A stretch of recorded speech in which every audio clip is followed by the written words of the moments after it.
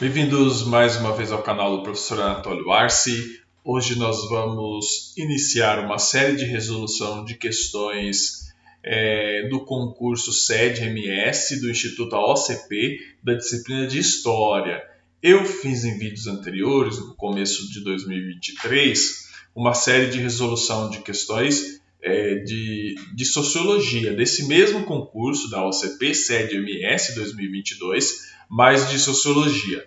E hoje, nesse vídeo, nós vamos iniciar a série de resolução de questões AOCP SED MS 2022, mas de História, desse mesmo concurso de História.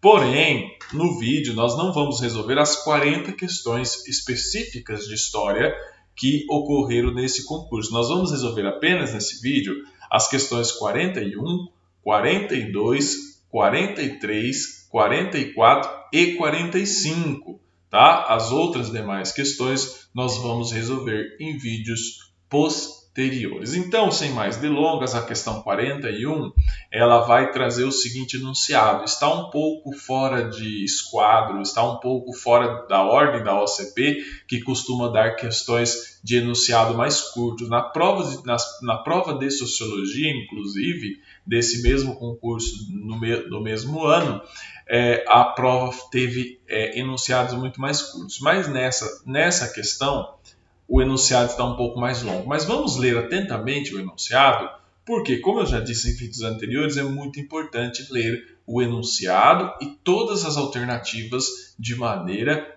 atenciosa. Então vamos lá. Na questão 41, vai falar o seguinte, ó, que no começo do século XX, as principais cidades do Brasil passavam por processos de urbanização ou de revitalização desses espaços, em que muitas vezes também havia a exclusão das camadas mais pobres da sociedade, direcionando-as para lugares distantes dos centros dessa cidade.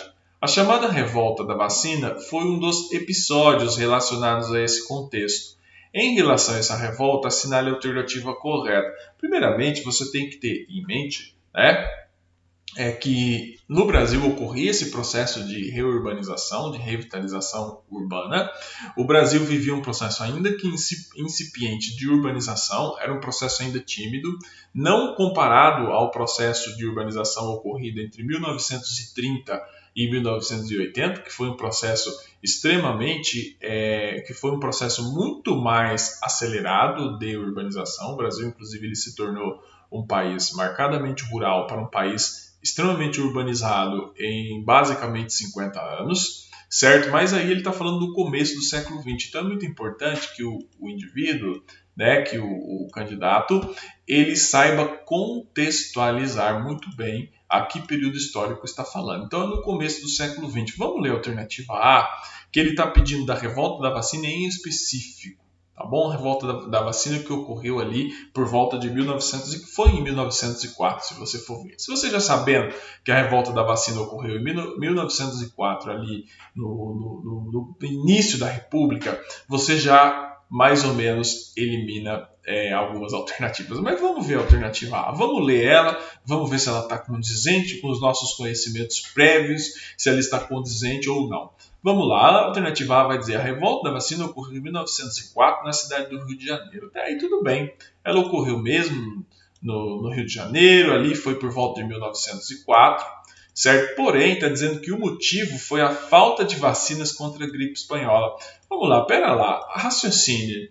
Se a gripe espanhola é algo que surgiu a partir de 1918, foi trazida em 1918 por soldados e pessoas que tiveram contato com europeus e norte-americanos durante a Primeira Guerra Mundial, em 1904 a Primeira Guerra Mundial não existia. Você tinha na Europa uma paz armada, mas não ainda a Primeira Guerra Mundial. Então essa alternativa está equivocada, porque está falando de gripe espanhola em 1904. A alternativa A está errada.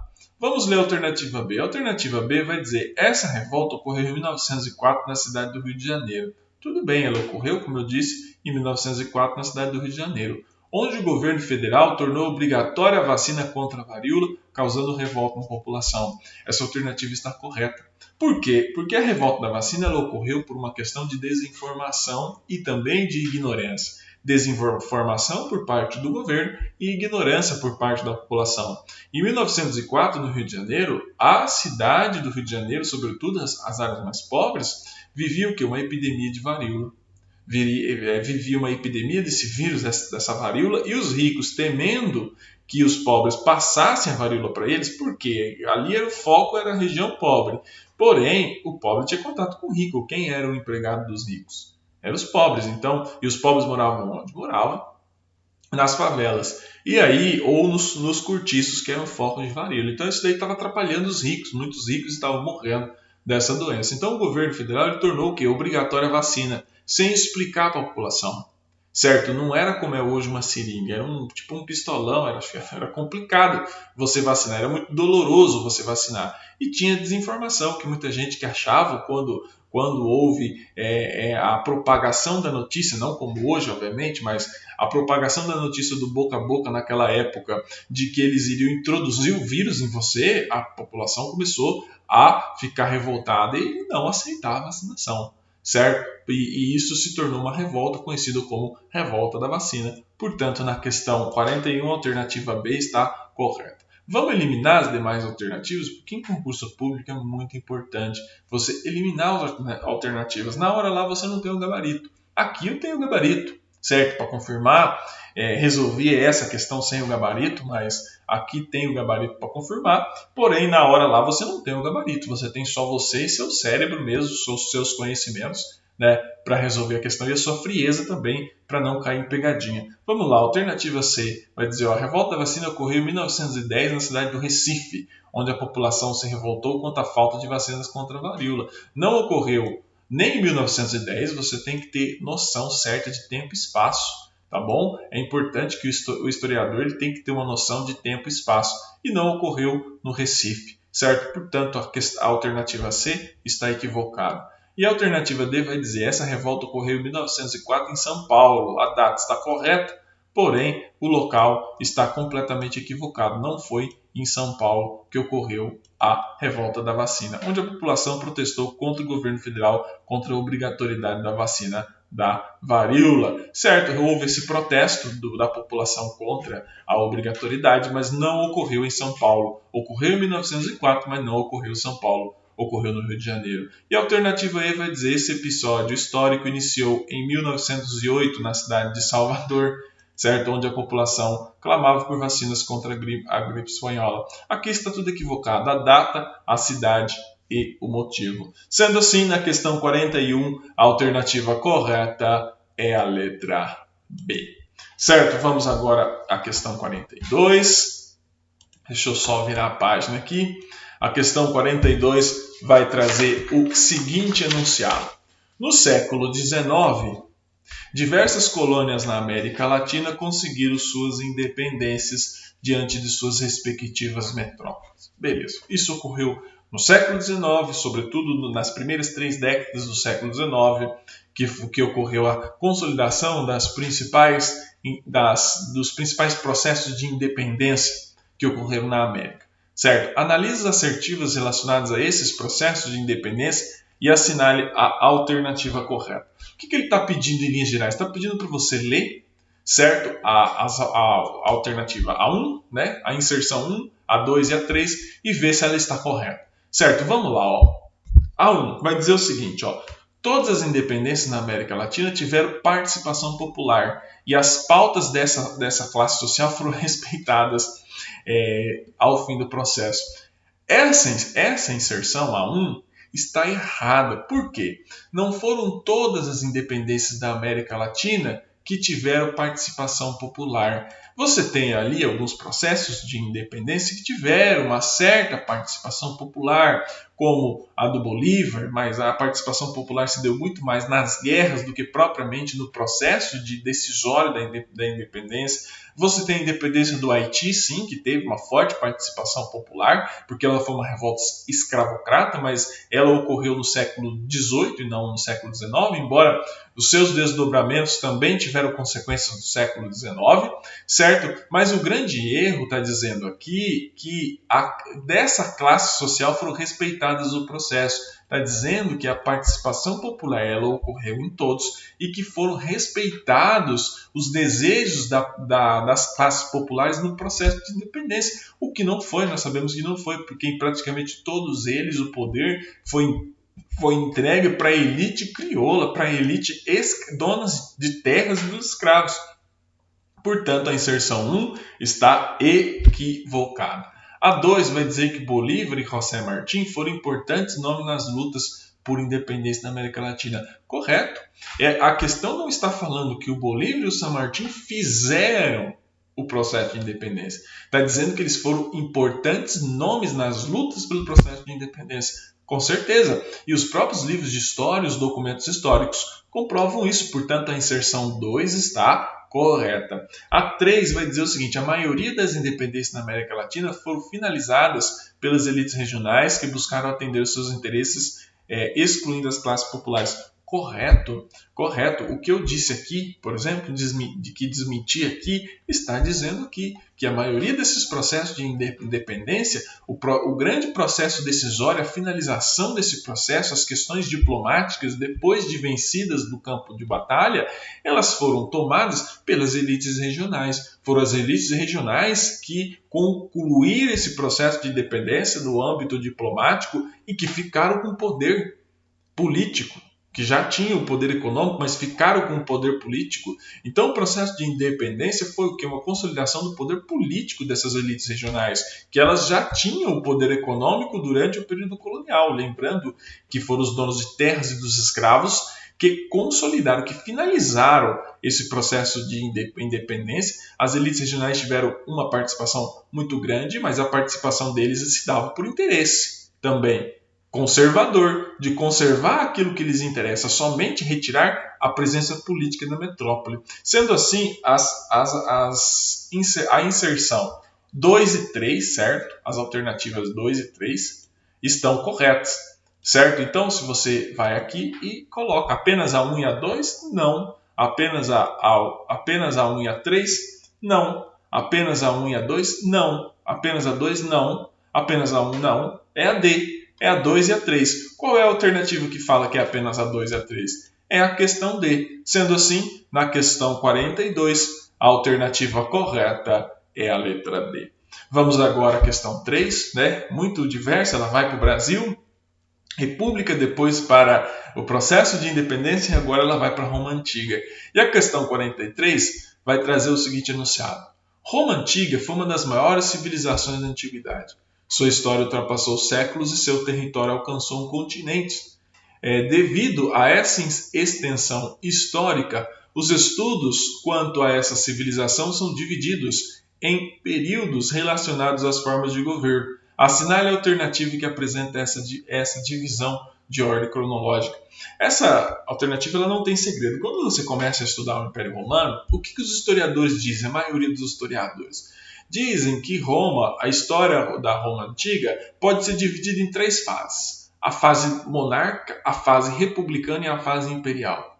Então, Roma conheceu 3 modelos de organização política. A monarquia primitiva, que vai da fundação da cidade com Rômulo e Remo, até por volta ali das revoltas, ali da instituição de Roma, quanto consolidando uma república ali no centro da Itália. Teve o período da República Romana, certo, que constituiu uma grande parte, um grande momento da República até a crise ali com Júlio César, certo, a crise das guerras civis que ocorreram ali, e a parte imperial, que ela vai por volta de 100 e alguma coisa antes de Cristo, quando eles consolidam a República, o Império ali com Augusto até o final do período do Império Romano, quando ocorre a tomada de Roma, até a chegada ali de Constantinopla. Então, você vê que é monarquia, república e império. Há alguns autores que divergem, dizem que o império ele não existiu, ele foi uma república nos moldes diferentes. Certo? O Thomas Marty, por exemplo, que foi um livro recentemente que eu li sobre Roma Antiga, muito bom, inclusive, quem quiser ler, conhecer a história romana, pega esse livro do Thomas Marty, o Roma Antiga, né? O título é Roma Antiga, Thomas Marty. vai lá, olha, busca aí na internet, compra esse livro e se desfrutem da leitura. Porém, o que a questão está falando? Ela está falando que apresenta divisão cronológica correta. A divisão cronológica correta é monarquia, república e império. Então, não é monarquia, império, república, não é república, império, monarquia, não é império, monarquia, república, não é república, monarquia, império. É monarquia, república e império. Sendo assim, na questão 43, a alternativa correta é a letra D. Monarquia, república e império. Certo? Alguns autores até falam que a monarquia é a juventude, a república é o auge, né? É a questão da... Eles falam que a monarquia é a infância, a república é a juventude e o império é a terceira idade, é o amadurecimento, a forma madura da civilização romana. Certo? Portanto, monarquia, república e império. Sendo assim, na questão 43, a alternativa correta é a letra D. Vamos agora à questão 44, também conhecida como penúltima questão.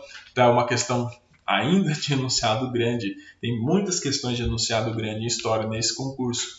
E a questão 44 vai dizer: as grandes navegações, também denominadas a expansão marítima dos séculos XV e XVI, foram um importante marco na história ocidental, sendo possível afirmar que essa extensão finalizou o processo de passagem do período medieval para o moderno na Europa. Ou seja, a expansão marítima comercial, de acordo com os historiadores, foi tão importante, foi tão significativa para a humanidade em si, para o desenvolvimento da humanidade em si, que terminou um período histórico conhecido como período medieval ou Idade Média e iniciou-se a Idade Moderna. E nesse contexto, dois impérios europeus se destacaram inicialmente ao se lançarem nos oceanos, sendo eles: qual foi o básico de história? Qual foi essas duas nações que se lançaram primeiro ao mar na Europa? Foi Portugal e Espanha. Certo? Foi o reino português e o reino espanhol, que foram os dois primeiros povos a consolidarem o Estado Nacional. Portugal primeiro, depois Espanha, ali na passagem do século XV para o século XVI. Do século XV para o século XVI. Portugal conseguiu ainda no século XV consolidar o seu Estado nacional. A Espanha demora um pouquinho mais ali, por conta da expulsão dos mouros ali de Granada. Precisou-se unificar o território. Ocorreu ali do casamento de Fernando de Aragão com Isabel de Castela, como uma forma de unificar os reinos de Aragão e Castela, levar os demais principados para eles juntarem força e expulsar os mouros que estavam no sul da Espanha, ali em Granada. Só que feito isso, né, esses dois países se lançaram no mar, que foi Portugal e Espanha. Então, os primeiros países a se lançarem foi o Império Português e Espanhol. Não foi o português e inglês, não foi o espanhol e inglês, não foi o francês e o inglês, não foi o espanhol e francês. Foi o português e o espanhol. O Império Português, primeiro Portugal, depois Espanha. Sendo assim, na questão 44, a alternativa correta é a letra A. Vamos agora à questão 45, também conhecida como última questão do nosso vídeo de hoje. As demais vou resolver em vídeos posteriores. A questão 45 vai dizer: a questão do fim da escravidão esteve presente no Brasil desde o início do século XIX, quando a Grã-Bretanha ajudou na transferência da família real portuguesa para o Brasil e passou a insistir na adoção de uma política que colocasse fim à instituição aqui no país. Então, ao longo do século XIX, a escravidão foi se tornando cada vez mais um incômodo para os interesses comerciais ingleses. Então, não vamos fazer essa análise ingênua, dizer, os ingleses eram contra a escravidão. Os ingleses não eram contra a escravidão em si. Os ingleses enxergavam o sistema escravocrata como desfavorável aos seus interesses econômicos, por N questões. Então, tome muito cuidado com leituras superficiais da história e leituras ingênuas, tá? Em relação ao movimento abolicionista no Brasil e ao processo que levou ao fim da escravidão no Brasil, assinale a alternativa correta. Vamos ler a alternativa A. A alternativa A está dizendo o seguinte: o fim da escravidão foi um projeto que sempre esteve presente nas diretrizes políticas de Dom João VI, o qual priorizou a questão durante seu reinado. Alternativa incorreta. Certo? O fim da escravidão nunca foi um projeto de Dom João VI.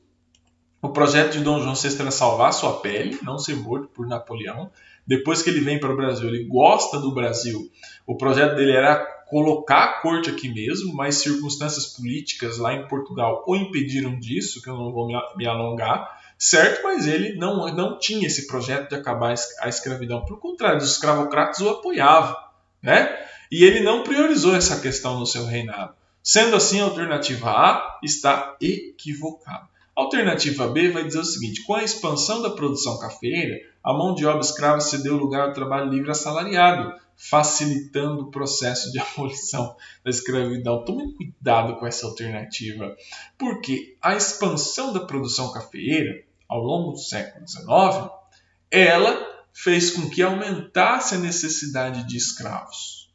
Certo? Foi o regime escravocrata entrando em declínio na segunda metade do século XIX que os produtores, os donos de terra, os latifundiários cafeeiros, eles são obrigados a substituir, porque estava ficando cada vez mais complicado e caro conseguir escravos devido às pressões inglesas e devido à mudança econômica no mundo. Então, eles foram obrigados a trocar a mão de obra escrava pelo trabalho livre e assalariado, mas eles buscaram vários subterfúgios em fazer o trabalho livre não tão livre, trazendo imigrantes para cá, formando colônias de imigrantes para cá, em que eles exploravam esses imigrantes e com promessas falsas de conseguir terra facilmente, depois eles viram que não era tão bem assim, certo? Portanto, a alternativa B está equivocada. A alternativa C vai dizer a existência do regime de escravidão estava em consonância com os ideais liberais defendidos na Europa e que influenciaram os intelectuais brasileiros.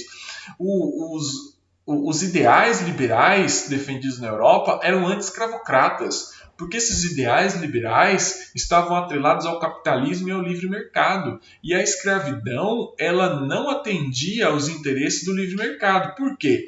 Porque o livre mercado implica em você ter consumidores. O escravo ele não é um consumidor, ele não tem salário. Então, o trabalho assalariado é algo que foi do interesse do sistema capitalista. Não vamos ser ingênuos que foi apenas uma questão humanitária que viabilizou o fim da escravidão. Na verdade, a questão humanitária estava em terceiro, quarto plano na hora de você analisar o fim da escravidão. O fim da escravidão ocorreu por questões econômicas de um regime que já não mais atendia ao mundo, certo? E que estava cada vez mais caro obter um escravo. Portanto, na questão, a alternativa C está equivocada, completamente errada. A alternativa D, que é a correta, já vou adiantar, vai dizer que a escravidão no Brasil contrastava com os princípios liberais e iluministas em voga na Europa, e por essa razão a elite brasileira adaptou tais princípios para justificar a manutenção da escravidão no país. Está correta essa alternativa e vou explicar. Quando você estuda a história do Brasil, a história do Brasil ela não é tão fácil de se analisar, sobretudo se você for analisar a história do Brasil com um olhar europeu. Por que você não pode fazer isso? Porque a elite brasileira ela sempre ela bebeu em fontes europeias, mas ela adaptava a realidade brasileira com o propósito de manter os seus privilégios. Então, a escravidão realmente ela era contrária aos princípios liberais, certo? Só que o que a elite brasileira fez? Ela se dizia liberal? Beleza, bebo nas fontes liberais. Mas eles adaptavam a realidade brasileira com o objetivo de manter a escravidão no país. Então, por isso que muitos liberais brasileiros, eles mantiveram a ideia escravocrata. Você tinha liberais que não tinham escravos, que eram anti-escravocratas, obviamente, eles não tinham escravos, mas também não tinham dinheiro para ter escravos. Muitos intelectuais, jornalistas que escreviam na imprensa da época, que se diziam anti-escravocratas, beleza, eles também não tinham dinheiro para ter escravos. Então eles não tinham fazendas para serem movidas pela mão de obra escrava. Então eles se diziam liberais e se diziam anti-escravocratas. Porém, a elite liberal que tinha fazenda, ela adaptou os ideais liberais para justificar a escravidão. Hoje em dia, por exemplo, você vê que muita gente, isso é uma característica do Brasil, importa ideias, adapta a realidade para justificar desigualdades, por exemplo, para justificar coisas bem bestas. Certo? Por exemplo, você vê a leitura sobre o comunismo hoje, né? Que foi uma leitura importada da Europa adequar a uma realidade brasileira. Por exemplo, atrelam as pautas identitárias da esquerda brasileira ao comunismo. Você vê o quê? A elite brasileira sempre fez isso. Ela é uma elite que ela não gosta de estudar, que ela não gosta do conhecimento, e aí ela faz adaptações complicadas. Certo? E aí nós estamos vendo nessa fase, nessa alternativa aí, como que a elite fez. A elite brasileira adaptou tais princípios para justificar a manutenção da escravidão do país. Correto. Né? É uma característica da nossa elite e permanece até hoje. Diga-se de passagem, a alternativa D está correta. A alternativa E vai dizer: intelectuais da aristocracia brasileira concordavam que o fim da escravidão era o caminho correto a ser adotado no Brasil no início do século XIX, uma vez que a instituição já havia chegado ao fim no restante da América. Vamos lá, se você fosse colocar essa alternativa no final do século XIX, você tinha sim intelectuais e uma parte da aristocracia brasileira que viam a escravidão como um regime falido. Mas isso não ocorria no início do século XIX.